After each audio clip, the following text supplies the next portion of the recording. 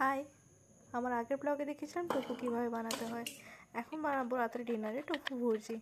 তো টোফু ভুর্জি বানানোর জন্য প্রথম আলু ভালো করে চপ করে নেবো, সাথে পেঁয়াজ আর টমেটো আর কিছু লঙ্কা ভালো করে কুচি কুচি করে কেটে রেখে দিয়েছি।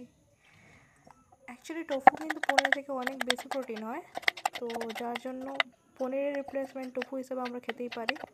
ওটা আমাদের স্বাস্থ্যের জন্য খুব ভালো হয়।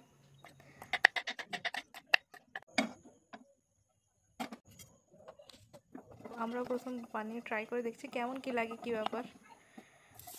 বাকি সকালে বানিয়েছিলাম যেটা টোফুর লেফট ওভার মিল্ক দিয়ে রুটি, এবার তার সাথে বানানো হচ্ছে এটা ভুজি।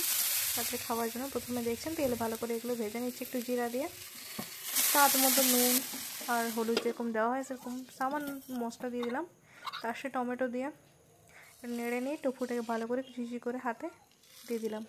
তারপর ব্যাস কিছুই না, একটুখানি নেড়ে সার্ভ করে নেব প্লেটে। খেতে কিন্তু ভীষণ দারুণ হয়েছিল, সত্যি অসাধারণ, পনিরকে হার মানাবে।